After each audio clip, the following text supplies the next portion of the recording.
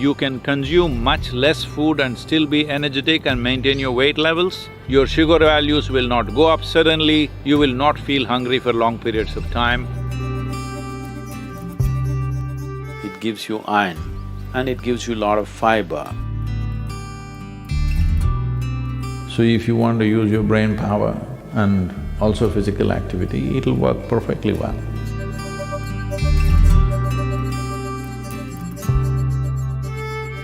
If you simply observe your own digestive system, the way it is built, there are enough parameters clearly telling you that this is built for vegetarian diet. We started eating non-vegetarian diet for survival. When survival was an issue, you eat whatever is available. It is not a moral issue, it's not a religious issue, it's not a philosophical stuff. It is just a question of what kind of fuel gets the best out of a particular machine. If you have a petrol motorcycle, you can put partially diesel, it'll still go, but you think you can race it? So the question is just this, what kind of life do you want to live? Do you want to live at the peak or you somehow want to survive? If you somehow want to survive, eat whatever the hell you want, what is the problem? But if you want to live at the optimum level, you want your body and your brains to function at its best, there is a certain way to eat. If you're conscious, you will see your body will function at a different level altogether. Because food is just fuel, it's not religion. You don't have to believe it, you just have to experiment with it. If you eat vegetarian diet, you have to eat consciously. You must make sure there's substantial variety.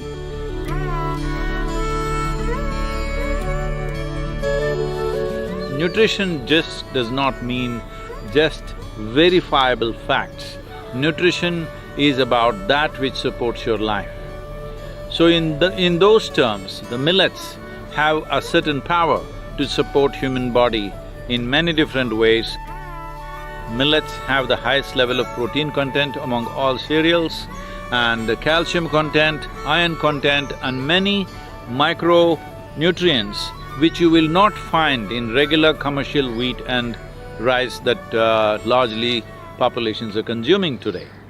So particularly in Karnataka, just about 40 years ago, every home had ragi diets. Ragi mudde is very popular and ragi can be made into so many things. Ragi ambali was a constant thing for children growing up.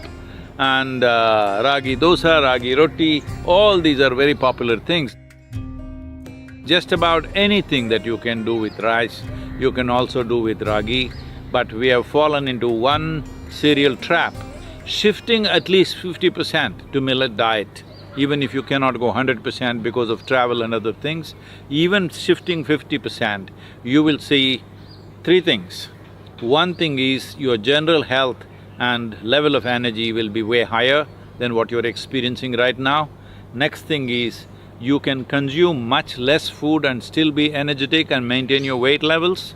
In terms of millets, one important thing is they are slow release, your sugar values will not go up suddenly, it's a slow release process, and with less food, you will not feel hungry for long periods of time, which is a very good thing to do.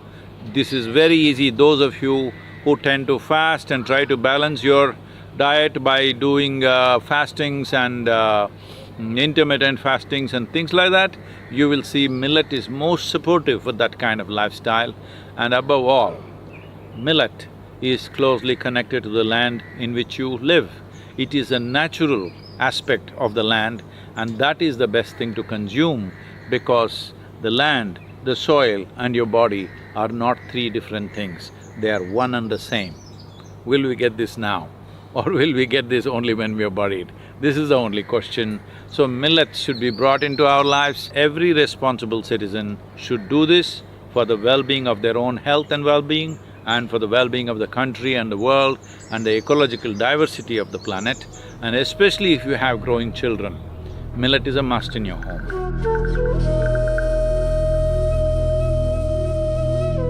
One great advantage with green is it gives you iron and it gives you a lot of fiber, which makes the passage of food easy in the system. The protoplasm in the leaf which is what gives it the green color, you can never digest that if you eat it raw. If you cook it, you can digest it partially. Only certain aspects of the green leaf you can absorb, rest of it just goes waste. But it serves another purpose, that is, the fiber is one thing.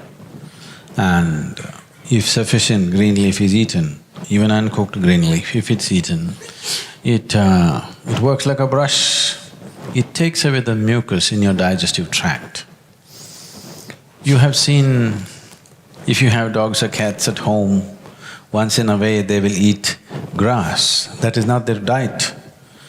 But they eat this so that mucus is cleaned up.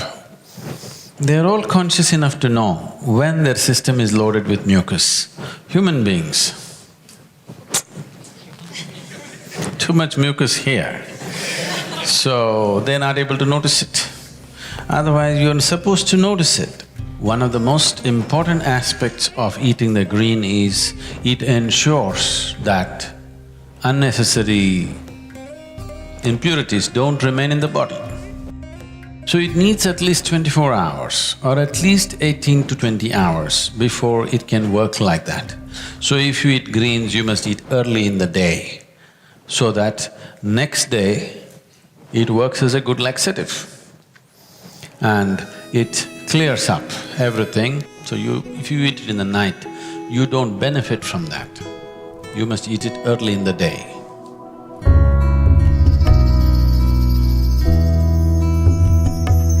So, you know very well, the most easily digestible food is fruit. Digestion means the Taragni, the digestive fires as they are known. If these fires have to burn most effectively, fruit is definitely the best thing. So fruit can do miraculous things to the body. Sufficient consumption of fruit can do great things to the system. One can become very, very alive and active, no matter what is your lifestyle.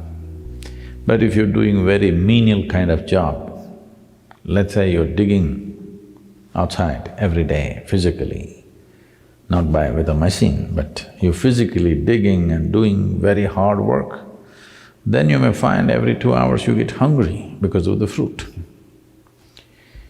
Because there is only that much volume you can eat, but it gets digested so rapidly that you may feel empty stomach. Till you come to a certain level of awareness where you are able to be empty stomach and still be energetic, because hunger is about running out of energy. It's like you're running out of battery, that's why you need to eat. But today, a lot of people, or most people I would say, when they feel little empty in the stomach, they feel like eating. To get out of this, you need a little bit of awareness that you're empty stomach, but still you're okay, because you're energetic. When your energy starts dipping, you eat. So if you go on a total fruit diet, you may have to either spend little more time on the lunchtime and eat slowly so that you ingest enough fruit. Because with little fruit you will feel full because it's generally sweet. So one has to wait and slowly eat. There is also a bio clock within us that, let us say, your normal meal, cooked meal, you're taking 10-12 minutes to eat. Even if you eat fruit, by the time you reach 10-12 minutes, your body says you've eaten enough. So you have to consciously eat more, because it is timing you, it is not looking at the fill, it's just timing you. When those 10-12 minutes are gone, you feel you're full. So one has to go beyond that and consume enough. But if you're only on fruit diet and physically very active, it is important that maybe you bring 3 meals into your day, and most of you may already be doing it. So, 3 times a day, if you're sleeping 6 hours or 8 hours or whatever, For the remaining hours, 16 to 18 hours, 3 times eating is more than enough if you're eating fruit. But stomach will feel empty within 2 hours' time. So you must get used to hanging on with high energy but empty stomach. This is the time your brain works best. This is the time as a human being you function best, it'll be good for you.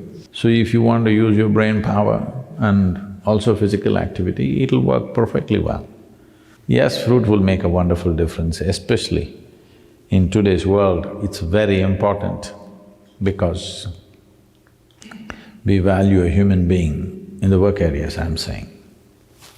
We value a human being for their brain power. So, for this, fruit will make a huge difference for sure. And ecologically, it's the most sensible thing to do.